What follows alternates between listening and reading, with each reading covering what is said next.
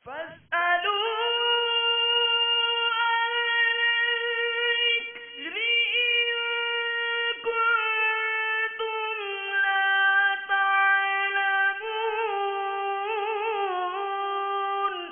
اے لوگو علم والوں سے پوچھو اگر تمہیں علم نہ ہو۔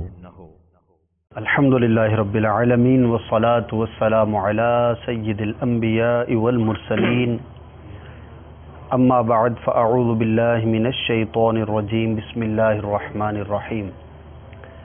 الصلاة والسلام علیک یا رسول اللہ وعلی آلک واصحابک یا حبیب اللہ، الصلاة والسلام علیک یا نبی اللہ وعلی آلک واصحابک یا نور اللہ۔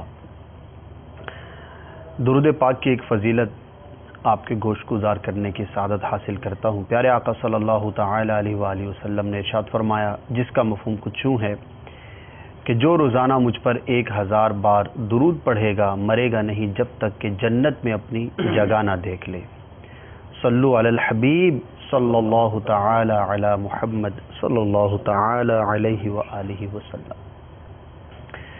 الحمدللہ دارالفتاء اہل سنت کے سلسلے میں ایک مرتبہ پھر ہم سب حاضر ہیں۔ حضور سب سے پہلے تو میں یہ سوال کروں گا کہ صدقہ فطر جو ہے وہ اس کا حکم کیا ہے اور یہ کس طرح سے ضروری ہے؟ بسم اللہ الرحمن الرحیم۔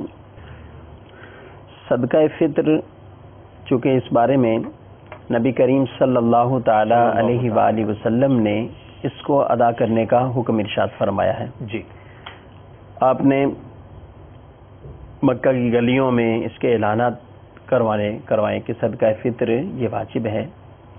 یہ بھی روایات میں آیا کہ صدقہ فطر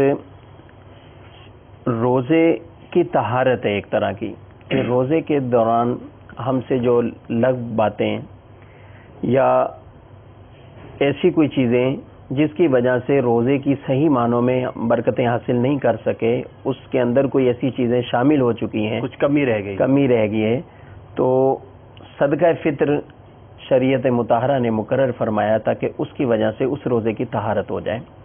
اور مزید یہ ہے کہ مسکینوں کا، غریبوں کا اس میں فائدہ ہے، ان کی خوراک کا کوئی سامان بن جاتا ہے۔ صحیح۔ ایک اور حدیث روایت میں ارشاد فرمایا کہ بندے کا روزہ آسمان زمین کے درمیان معلق رہتا ہے جب تک صدقہ فطر ادا نہ کرے۔ جب تک صدقہ فطر ادا نہ کرے، کتنی اہم بات۔ تو اس لیے صدقہ فطر یہ رسول اللہ صلی اللہ علیہ وآلہ وسلم نے مقرر فرمایا ہے۔ اس کی کس پر واجب ہے، مقدار بیان ہو جائے۔ ہاں، یہاں یہ بات ایک ہے صدقہ فطر کس پر، جس کو اتنی مقدار نکالنا ضروری ہو جائے۔ جی، شرعاً اس کے لیے بھی نصاب ہے۔ صحیح، یعنی اس کے لیے آدمی کا مالک نصاب ہونا، لیکن اس کے نصاب کی صورتیں اس سے کچھ جدا ہیں جو زکوٰۃ کے حوالے سے آج تک ہم سن رہے تھے۔ صحیح۔ یہاں پر یعنی کئی چیزیں ایسی ہیں کہ جن سامان اور جن اشیاء کی وجہ سے زکوٰۃ تو آدمی پر لازم نہ ہو، گھریلو کئی سامان ہوتے ہیں، حاجت سے زائد ایسی چیزیں ہوتی ہیں، لیکن صدقہ فطر میں یہ تمام چیزیں شامل کی جاتی ہیں۔ صحیح۔ لہذا ہر وہ شخص جس کے پاس یعنی مالک نصاب ہونے کے حوالے سے 52.5 تولے چاندی یا اس کی مالیت کے برابر رقم سونا، حاجت سے زائد گھریلو سامان، اس طرح کی جو چیزیں یعنی اتنے وہ مالیت کا مالک ہے، تو ایسے شخص کو صدقہ فطر کے حوالے سے مالک نصاب کہا جائے گا۔ ٹھیک ہے، ٹھیک ہے۔ اور فرمایا کہ عید کے دن صبح صادق طلوع ہوتے ہی یہ یعنی اس نصاب کا مالک ہے اور یہ وقت اس پر آ گیا۔ اس پہ سال گزرنا بھی ضروری ہے، اس پہ سال گزرنا ضروری نہیں، ٹھیک ہے، ہفتہ گزرنا بھی ضروری نہیں ہے۔ اس دن اس ٹائم پہ جو صاحب نصاب اور مالک نصاب کی کیفیت میں ہے۔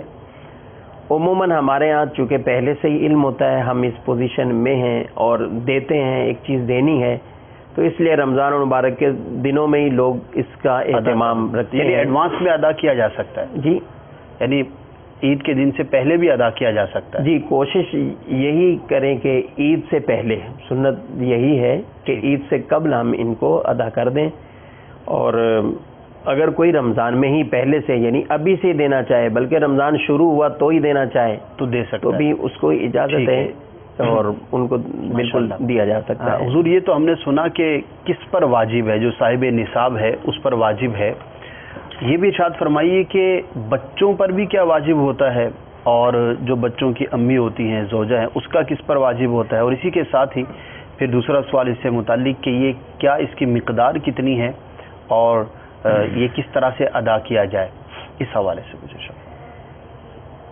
دیکھیں جہاں تک اس کا میں پہلے مقدار کا عرض کر دیتا ہوں جی کہ کتنا صدقہ فطر نکالا جاتا ہے۔ اس بارے میں فقہاء کرام نے جو ارشاد فرمایا ہے کہ صدقہ فطر کہ جس کے لیے گندم نصف سا، یہ ایک سا ایک پیمانہ ہے صحیح، اور نصف سا جو آج ہمارے اس دور میں جس کے علماء کرام نے مفتیان کرام نے تحقیق سے اس کا ایک وزن بیان کیا ہے تاکہ لوگوں کو نکالنے میں آسانی ہو، تو وہ تقریباً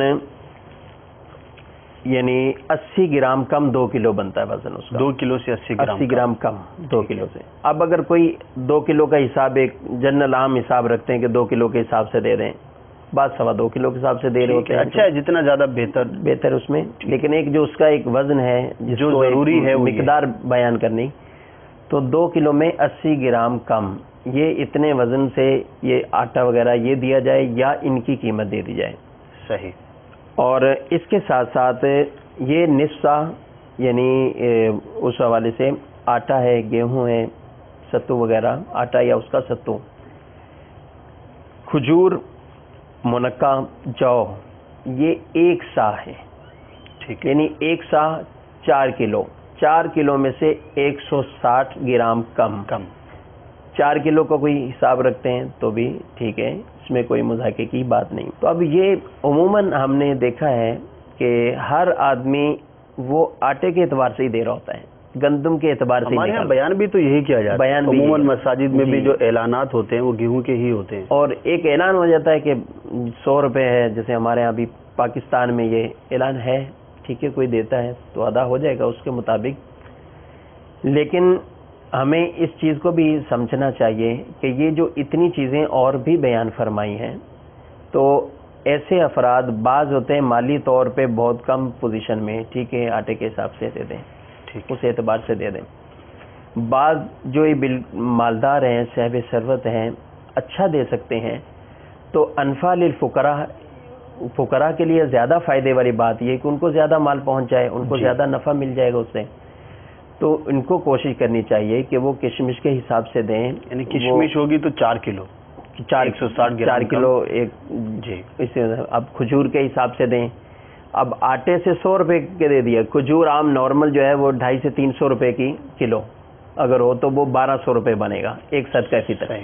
اب گھر کے اگر مالدار آدمی ہیں، 10 افراد ہیں، 1200 کے حساب سے ایک اچھا اماؤنٹ بنے گا، جو کسی غریب کے شاید پورے غریب کے گھرانے کے لیے کپڑوں کا بھی سامان ہو جائے اور ان کے لیے کچھ معاملات کا بھی اخراجات ہو جائیں گے۔ یعنی آپ کی بات سے یہ سمجھ میں آ رہا ہے کہ شریعت مطہرہ نے یہ 4 چیزیں بیان کی ہیں، ان میں سے کسی سے بھی دے گا تو ہو جائے گا، جی ہاں، لیکن ترغیب یہ ہے کہ اس کے حساب سے ادا کریں کہ جس میں اماؤنٹ زیادہ بنتی ہو تاکہ فقراء کے لیے زیادہ مفید ہو، اور اس میں دینے والے کا بھی فائدہ ہے کہ جتنا زیادہ اللہ تبارک و تعالیٰ کی راہ میں خرچ کریں گے اتنا زیادہ جو ہے اس کو ثواب بھی ملے گا۔ تو کھجور میں بھی کریں گے، کھجور میں بھی جی یہ ایسا ہے کہ کھجور میں یعنی ہم نے نارمل آخر والی جو کھجور ہے 200-250 روپے ہی ہو، اس سے اوپر اور بھی اچھی آتی ہیں، اگر ٹھیک ہے جو استعمال کرتے ہیں کوشش کریں خود ہیں، کوئی ہمارے ناظرین سننا اگر اس میں زندگی میں کبھی ایک دفعہ اجوا کھجور سے بھی صدقہ فطر دے دیں، سبحان اللہ، کیا بات ہے، کیا گھرانے کے لیے کتنی خوشی جی مدنی چینل کے ناظرین نیتیں کیجئے، اور بڑی پیاری بات ہے، ہو سکتا ہے بہتوں کے لیے نئی بات بھی ہو، کیونکہ ہمارے ہاں بہت زیادہ رواج جو ہے وہ گیہوں ہی کا بیان کرنے کا ہے، لیکن بہرحال علم کی بات ہے، ہمیں معلوم ہوئی، اگر کسی کو معلوم ہوئی اور وہ نیت کر لے کہ انشاءاللہ عز و جل میں اس سال جو زیادہ اماؤنٹ بنتی ہے فطرے کی اس کے حساب سے ادا کروں گا، تو انشاءاللہ عز و جل زیادہ ثواب کے بھی حقدار ہوں گے۔ اللہ تبارک و تعالی مزید آپ کو برکتیں بھی عطا فرمائے گا، جتنا زیادہ شہد اتنا زیادہ میٹھا۔ اس کلیے کے تحت جو ہے وہ کوشش کریں کہ جو صاحب حیثیت ہیں وہ مزید زیادہ مقدار والے فطرے ادا کریں تاکہ زیادہ ثواب کے حقدار ہوں. بڑھتے ہیں آپ کی کالز کی جانب. جی ہاں، آپ کی کالز بھی موجود ہیں اور دیکھتے ہیں کہ ہمارے ناظرین ہم سے کیا سوال کر رہے ہیں. جی کال چلائیے. السلام علیکم ورحمۃ اللہ وبرکاتہ. وعلیکم السلام ورحمۃ اللہ وبرکاتہ. میرا نام محمد حمزہ طاری، میں سردار آباد سے. میرا درگستہ سنت جناب مفتی صاحب سے سوال یہ ہے کہ فطرانہ کن پہ واجب ہوتا ہے، اس کے متعلق رحمت فرما دی جائے. فطرانہ کیا ادھار لے کے، لون لے کے ادا کیا جا سکتا ہے؟ مثال طور پہ ایک آدمی ہے اور اس کے 4 بیٹے ہیں، ایک اس کی بیوی ہے، تو کیا اس کے پاس اتنے پیسے نہیں ہیں کہ وہ اپنا فطرانہ ادا کر سکے، تو کیا وہ ادھار لے کے اپنا فطرانہ ادا کر سکتا ہے؟ ٹھیک ہے، ٹھیک ہے. 2 سوال ہیں بیسیکلی، انشاءاللہ آپ کو جواب دیتے ہیں. ہمارے ساتھ رہیے. اگلی کال چلا دیجیے. السلام علیکم. وعلیکم السلام ورحمۃ اللہ وبرکاتہ. میرا نام محمد زین رضا اتاری ہے. میں پنجاب کے شہر گجرانوالہ سے بات کر رہا ہوں. جیسا کہ ہمیں معلوم ہے کہ غیر شریف فقیر کو زکوٰۃ نہیں لگتی اور دینے والا زکوٰۃ کو دوبارہ ادا کرے گا، تو کیا غیر شریف فقیر اس رقم کو واپس کرے گا کہ نہیں؟ جو آپ عطا فرما دیں. انشاءاللہ عز و جل آپ کے سوال کا جواب بھی لیتے ہیں، نوٹ کر لیا گیا ہے. نیکسٹ. سعودیہ سے کال کر رہا ہوں. میں یہ پوچھنا چاہتا ہوں کہ بغیر سحری کے روزہ ہو جاتا ہے؟ بغیر سحری کے روزہ ہو جاتا ہے یا نہیں، ضرور بتاتے ہیں. ایک اور کال دیں. السلام علیکم ورحمۃ اللہ وبرکاتہ. وعلیکم السلام ورحمۃ اللہ وبرکاتہ. میرا نام محمد عامر اتاری، میں باب المدینہ کراچی لالی کا دعوت سے عرض کر رہا ہوں. کی بارگاہ میں سوال ہے، کیا ہم اعتکاف میں نہا سکتے ہیں یا نہیں؟ السلام علیکم ورحمۃ اللہ وبرکاتہ. وعلیکم السلام ورحمۃ اللہ وبرکاتہ. اعتکاف میں نہا سکتے ہیں یا نہیں، ضرور عرض کرتے ہیں. ایک اور کال دے دیجیے. السلام علیکم ورحمۃ اللہ وبرکاتہ. وعلیکم السلام ورحمۃ اللہ وبرکاتہ. میں ابو امیمہ باب المدینہ کراچی سے عرض کر رہا ہوں. مفتی صاحب سے میرا سوال یہ ہے کہ اگر نماز واجب الاعادہ ہو جائے تو اس کو وقت کے اندر ادا کرنا ضروری ہے یا وقت کے بعد بھی ادا کر سکتے ہیں؟ اگر کسی نے وقت گزرنے کے بعد اس نماز کو ادا کیا تو کیا وہ نماز ادا ہوگی یا قضا کہلائے گی؟ اور مزید یہ کہ وقت ہونے کی صورت میں بھی اس نماز کو وقت میں ادا نہ کرنا کیسا؟ اس بارے میں مکمل رہنمائی فرما دیجیے. جزاک اللہ خیرہ. السلام علیکم ورحمۃ اللہ وبرکاتہ. وعلیکم السلام ورحمۃ اللہ وبرکاتہ. انشاءاللہ عز و جل بڑھتے ہیں آپ کے جوابات کی جانب. جی حضور 5 کالرز تھے اور 6 یا 7 سوالات ہیں، کیا ارشاد فرمائیں؟ جی پہلا سوال یہ تھا کہ اس کے لیے صدقہ فطر ادا کرنے کے لیے قرض لے سکتے ہیں کہ نہیں لگے.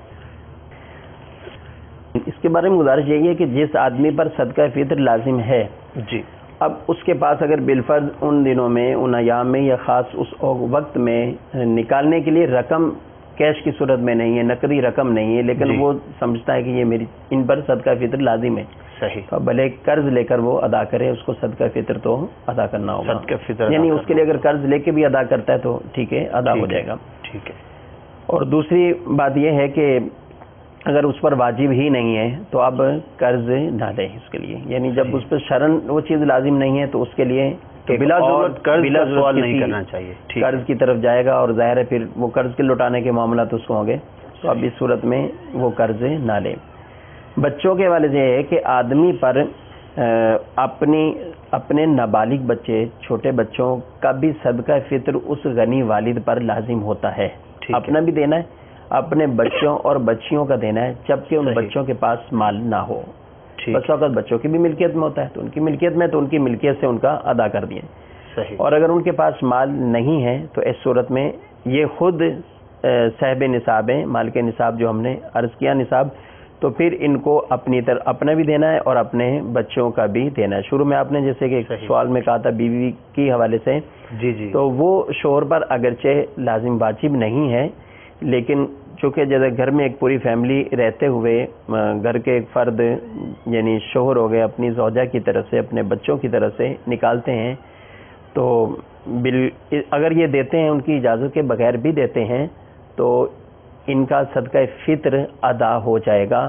جبکہ یہ ایک دلالتن ہے کہ یہ سارے کام یہی کرتے ہیں اور ہر دفعہ یہ ادا گھر کرتے کے ہیں، کفیل ہیں اور سارے اخراجات وغیرہ یہی تو کرتے یہ دلالتن ایک اجازت ہوتی ہے۔ بہرحال اگر صراحتاً اجازت لے لی یا انہوں نے کہہ دیا میرا بھی صدقہ فطر آپ ادا کر دیں تو بالکل بات واضح ہوگی۔ صحیح، ٹھیک ہے۔ گھر کے اسی طرح جو بالغ بچے ہیں ان کا والد پر صدقہ فطر نہیں ہے، ٹھیک ہے، نابالغ بچوں کا والد پر ہے جی، اور بالغ ہیں تو ان کا اپنا اعتبار اپنے اعتبار ہے، وہ خود اگر شریف فقیر ہوں تو ظاہر ان پر نہیں ہے، اور اگر وہ مالک نصاب ہیں تو ایسی صورت میں ان کو اپنا صدقہ فطر ادا کرنا ہوگا۔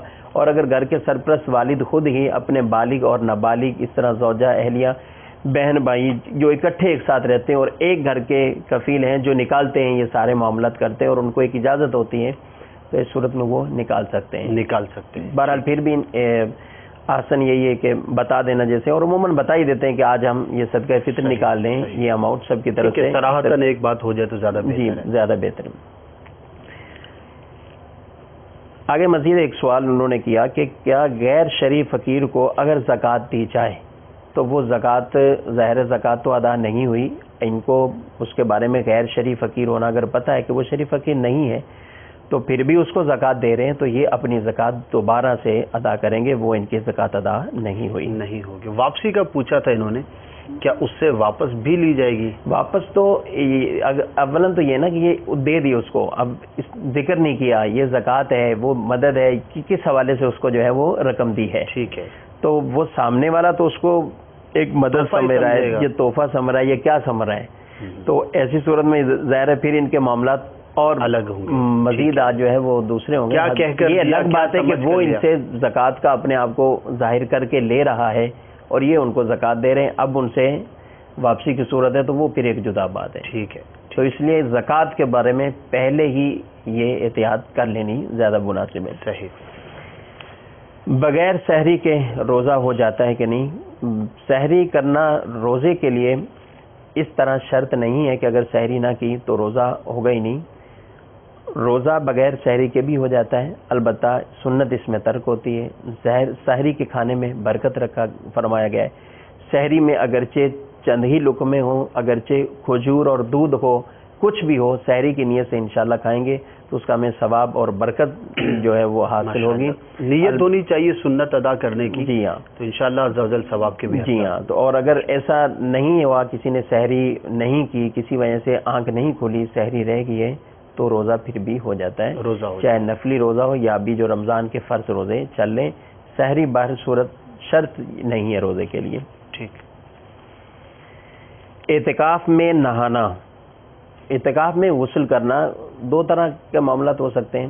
اب اس میں یہ ہے کہ ایک تو یہ شرعی طور پر اس پر غسل لازم ہو چکا ہے، تو اعتکاف کی حالت میں اب اس پر جب غسل لازم ہو چکا ہے تو اب مسجد میں ٹھہرنا اس کا جائز نہیں ہے، تو وہ تیمم کرتے ہوئے وہاں سے کسی طرح بھی جلد جو ہے وہ فوراً اس کو نکلنا ہے، باہر جانا ہے۔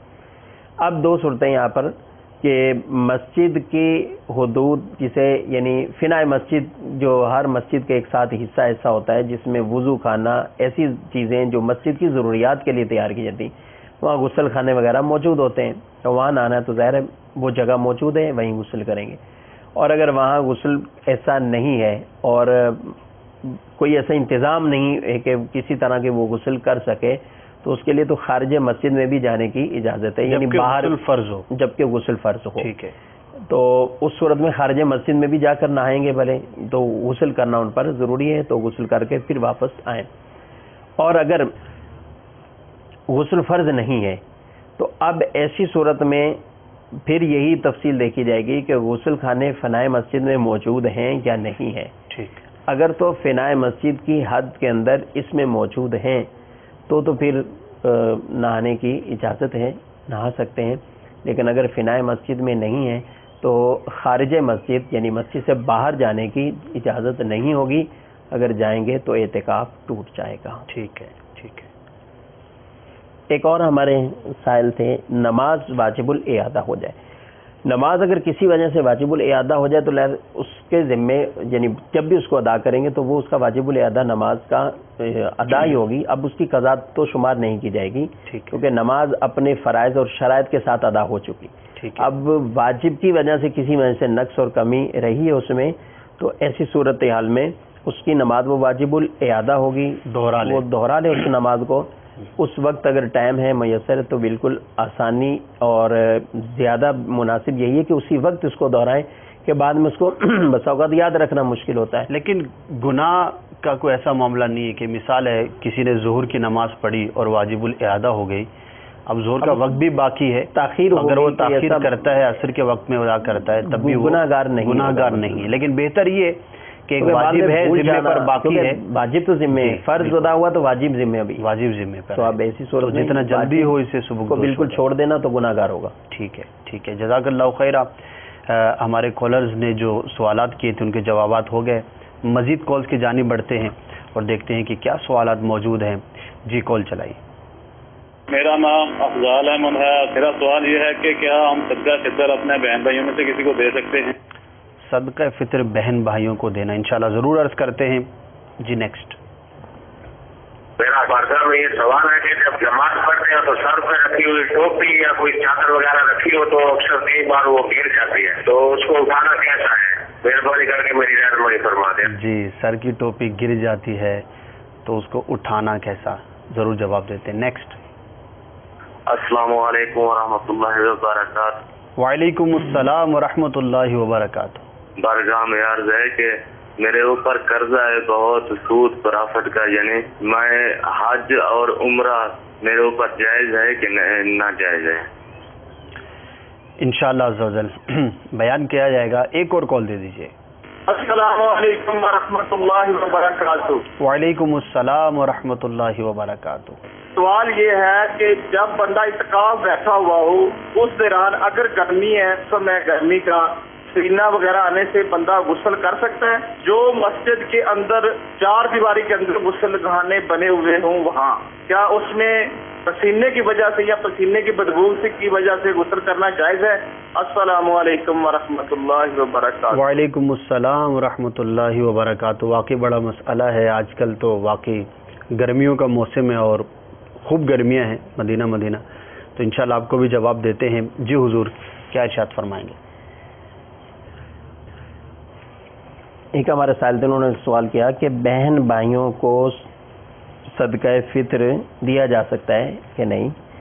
صدقہ فطر ان کو دیا جا سکتا ہے جن کو زکوٰۃ دی جا سکتی ہے. ٹھیک ہے. یعنی چند اس میں استثناء موجود ہیں، لیکن ابھی فی زمانہ چونکہ ان کو بھی زکوٰۃ یعنی عامل وغیرہ جو پہلے زکوٰۃ پر معمول ہوتے ہیں زکوٰۃ وصول کرنے کے لیے، تو ان کے لیے زکوٰۃ تو ہے، صدقہ فطر کے معاملات نہیں ہیں. ٹھیک ہے. تو عام جو ایک شریف فقیر کے حوالے سے یا عزیز و اقارب کے حوالے سے جن میں دیکھا جاتا ہے، تو اس میں یہ تقسیم ہے کہ جن کو زکوٰۃ دے سکتے ہیں ان کو صدقہ فطر بھی دے سکتے ہیں. ٹھیک ہے. ماں باپ کو زکوٰۃ نہیں دے سکتے، ماں باپ اپنی اولاد کو زکوٰۃ نہیں دے سکتے. بہن اپنے بھائی کو، بھائی اپنی بہن کو زکوٰۃ دے سکتا ہے اس صورت میں جبکہ واقعی جس کو زکوٰۃ دی جا رہی وہ شریف فقیر ہو، وہ مستحق کے زکوٰۃ ہو. ایسا نہیں ہے کہ ایک بھائی اپنا صدقہ فطر نکال کے بہن کو دے رہا ہے، بہن اپنا صدقہ فطر نکال کے اس کو دے رہی، دونوں مال کے نصاب ہیں، ظاہر ان کا ادا نہیں ہوگا اس طرح. تو مطلقاً یہ مسئلہ نہیں ہے کہ بہن بھائیوں کو جو زکوٰۃ دینے کا معاملہ بھی وہ اس صورت میں جبکہ وہ اس کا مستحق ہو.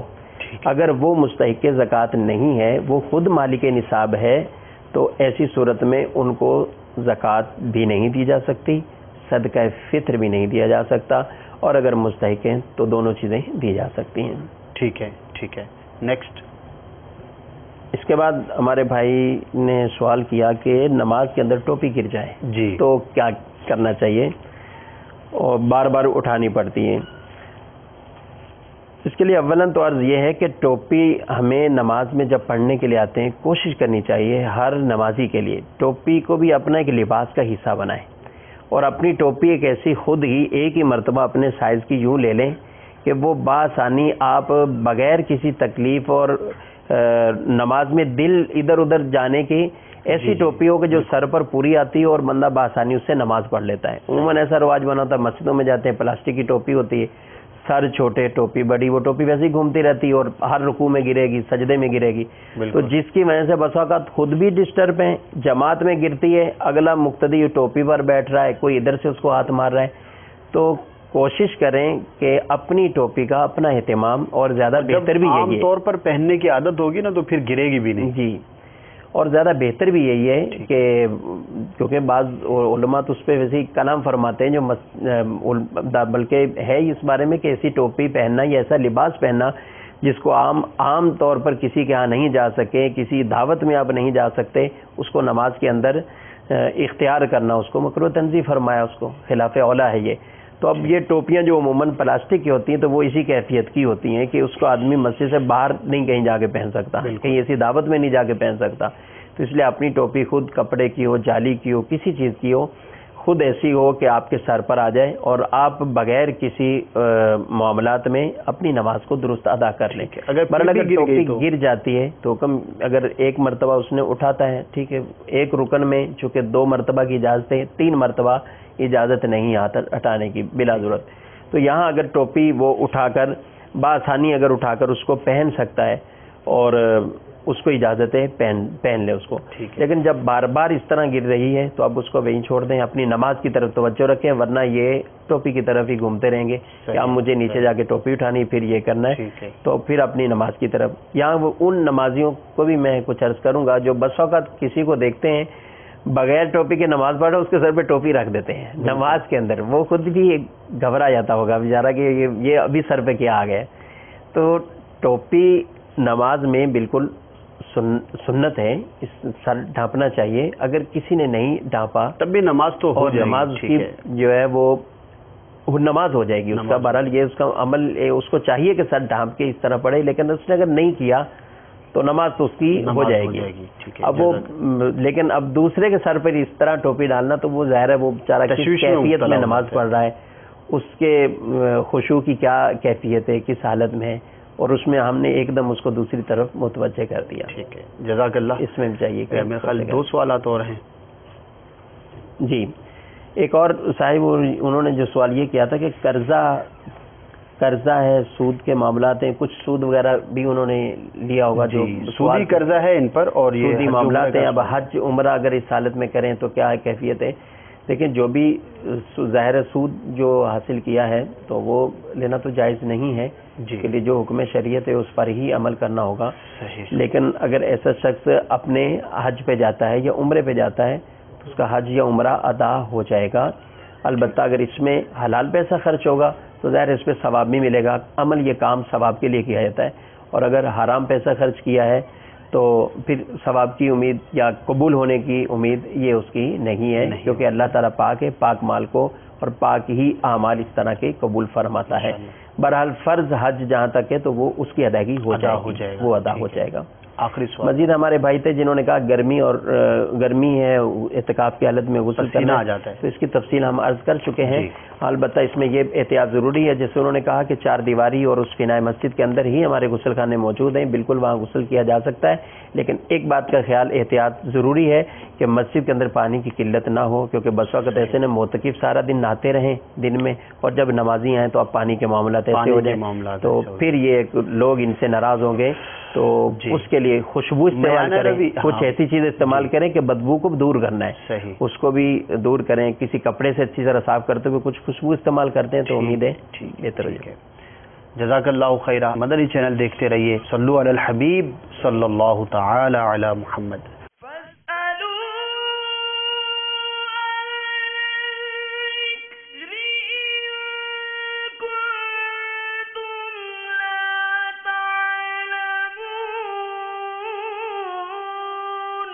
تو اے لوگو علم والوں سے پوچھو اگر تمہیں علم نہ ہو.